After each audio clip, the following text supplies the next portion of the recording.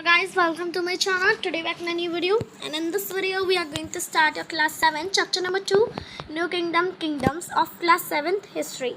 So this is our part 3 video and this is the last part of this chapter. So let's cover the remaining topics. We have seen that Brahmins often receive the lands, grants and the Brahmadeya. As a result, the large number of Brahmana settlements emerged in the Kaveri Valley as in other parts of South India. So in this para, we are saying that you may have seen the Brahmanas and you have seen that Brahmanas often receive the lands, grants or Madeya. As a result, a large number of Brahmana settlements and emerge in Kaveri Nadi. In Kaveri Valley. They are come out in and they emerge settlements in Kaveri Valley, as in other parts of South India also. Come to your second para. Each Brahmadeya was looked after by an assembly or sabha of prominent Brahman landholders. These assemblies work very efficiently. Their decisions were recorded in details in inscriptions, often on the stones wall of temples. Association of traders known as Nagrams also occasionally performed administrative functions in towns. So in this para, each Brahmadeya was looked by an assembly or in the sabha of prominent or Brahmana landowners. And these landowners assembly worked very affectionately, very good. They are doing the work in prominently, and their Brahmans' decisions were also recorded in details in inscriptions. Okay, so their decisions are so valuable, and often the stone of walls also in temples. Their decisions are also kept. Association of traders known as Nagrams. So this is also very important line. Mark in your book. This may comes in exams. That what is mean by Nagrams. So the answer will be association of traders known as Nagrams. Also in occasionally they perform the administrative functions in town also. They are also performed like Nadu. Now come to your third para. Inscriptions from Uttaramarur in Chingleput district, Tamil Nadu, provide details of the way in which the Sabha was organized. The Sabha had separate committees to look after irrigation works, gardens, temples, etc. Name of those eligible to be members of this committee were written on the small tickets of palm leaf. These tickets were put into an earthenware pot from which a young boy asked to take it from the tickets one by one for each committee. So here in this para we are talking about the inscriptions from the Uttaramarur in Chengleput district. Here this is a place belongs to in Tamil Nadu, and they provide correct details in the way which the Sabha is organized. And the Sabha is separately committees and look after the irrigations work and whatever work they have to separately do. Like gardens work, irrigations work, temples work, they are doing by their committee separately. And the name of those eligible to be members of this committee were written on the small ticket of leaf. On the ticket were made up of small leaf also, okay, palm leaf.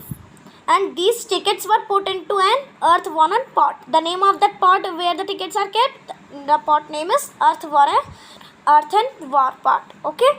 And from this the young boy was asked to take this tickets one by one for each committee. The boy will ask him. So come to your next page. Next topic name is inscriptions and texts. Who could be a member of Sabha? Uttaramarur inscriptions laid down. This is the inscriptions of Uttaramarur. You can read here.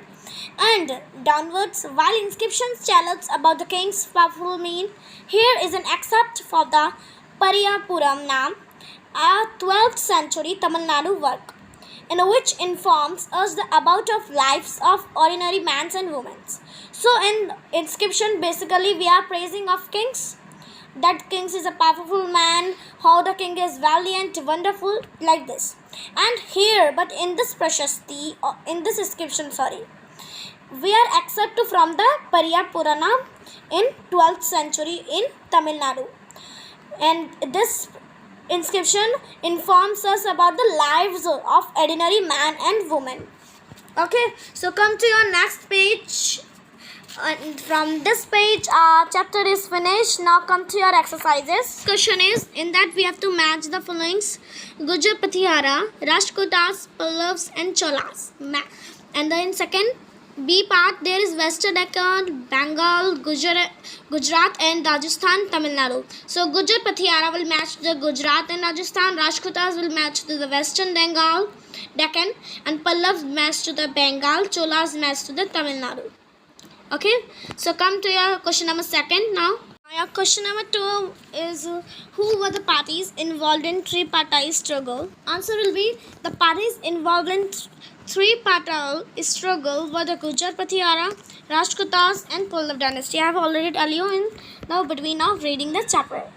What were the qualifications necessary to become a member of committee of a Sabha in Chola Empire? This is the question number 3. So answer will be, the working of Sabha according to the Uttamayur inscriptions is given below. Now you have to read this and learn this. All those who wish to become a member of Sabha should be an owner of land.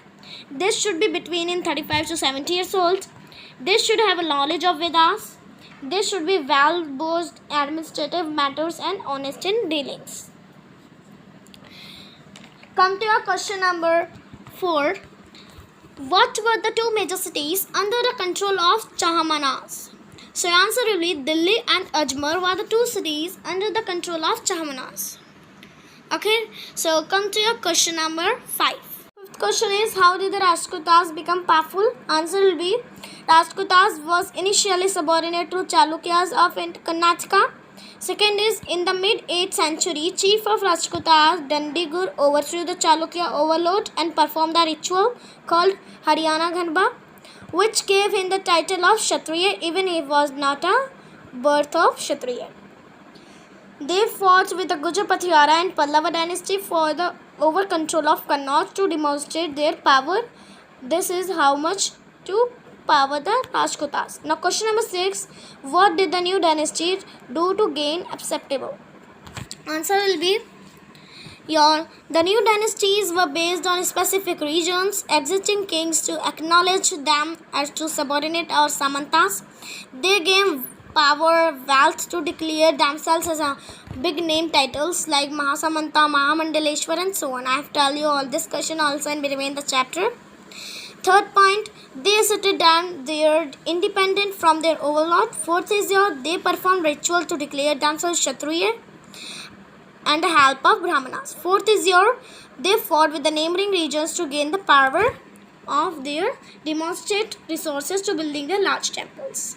Now question number 7 is, what kind of works were developed in Tamil Nadu? Answer will be, the irrigation work developed in Tamil Nadu as follows. Wells were dug in some areas, tanks were constructed to collect rainwater. Water channels of river Kaveri provide the necessary moisture of agriculture. Some areas wells were dug. In some places huge tanks were constructed to collect rainwater. Embankments were built to preventing flooding. Canals were constructed to carry water in fields. And the forests were created and the land were in leveled. In the delta is this going on. Question number 8. What were the activities associated with the Chola temples? Answer will be, the activities associated with the Chola temples became two nuclear settlements which grew around them. Temples were the centers of craft, productions, like making the bronze images.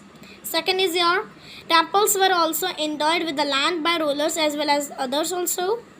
Third one is, the produce of the land went for maintaining the specialists who worked for the temples and lived near it, like priests, gardeners, makers, cooks, sweepers, magicians, dancers, etc. In other words, temples were not a place of worship. They were the hub of economic, social and cultural life.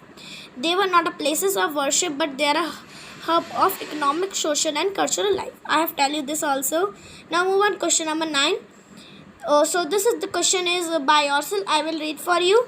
Look at the map. Once more find out whether there was any kingdoms in the state in which you live. This is your homework. Tell me in the comment box what is the answer of this question. Have you enjoyed this question also?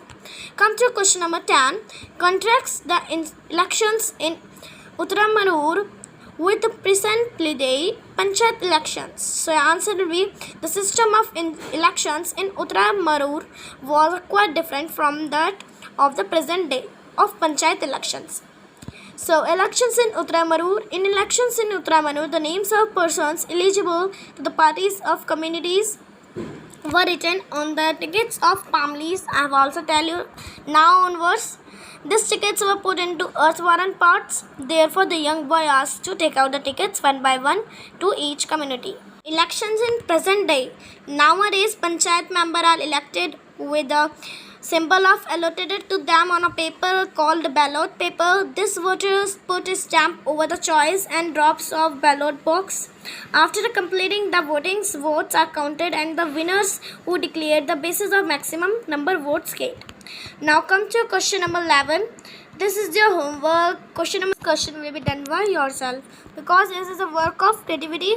So this is today's video. Thanks for watching my video. Thank you guys. So don't forget to subscribe my channel, press the bell icon, do the subscribe button like gray, and if it's already gray, so don't touch it, and if it's red, to touch it like gray button. So this is my today's video. Thanks for watching my video. Bye bye.